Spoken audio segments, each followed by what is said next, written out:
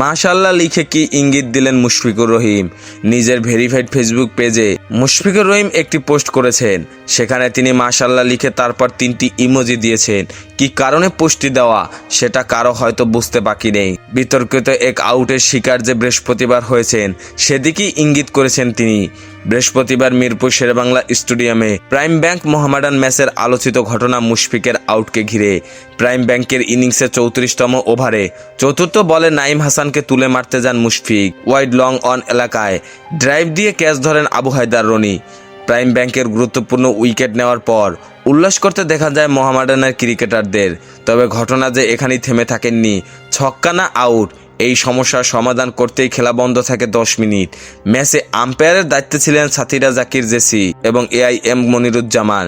শেষ পর্যন্ত মুশফিককে আউট ঘোষণা করা হয়। পরে দেখা যায় ড্রাইভ দিয়ে ওঠার সময় বাউন্ডারির সীমানায় রনির পা লেগে যায়। এই ছবি নিজের ফেসবুক পেজে পোস্ট করেন মুশফিকুর রহিম। তৃতীয় আম্পায়ার থাকলে হয়তো এই বিতর্ক সৃষ্টি হতো না, তাতে আরও সূক্ষ্মভাবে মুশফিকের আউট নিয়ে পর্যালোচনা করা যেত।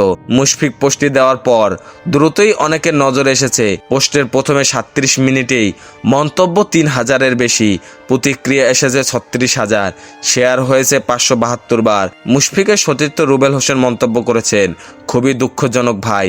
রুবেল এরপর দুঃখের ইমোজি দিয়েছেন। সুপার লিগের ম্যাচটি প্রাইম ব্যাংকে 33 রানে হারিয়েছে মোহামেডান। 50 ওভারে 6 উইকেটে করে 317 রান। রান তাড়া করতে নেমে 48.5 ওভারে 284 রানে অল আউট হয় প্রাইম ব্যাংক।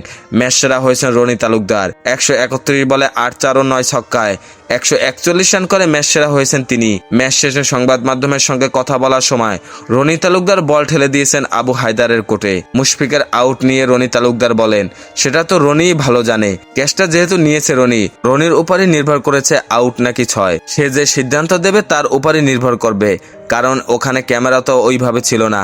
তৃতীয় আম্পায়াররা যদি থাকতেন তাহলে সেটা দেখতে পারতেন। এটা খেলোয়াড়দের উপর দিয়েই যায়। খেলাধুলার সকল আপডেট পেতে আমাদের ইউটিউব চ্যানেলটি সাবস্ক্রাইব এবং ফেসবুক পেজটি ফলো দিয়ে লাইক, কমেন্ট, শেয়ার করে আমাদের সাথে যুক্ত থাকুন। ধন্যবাদ।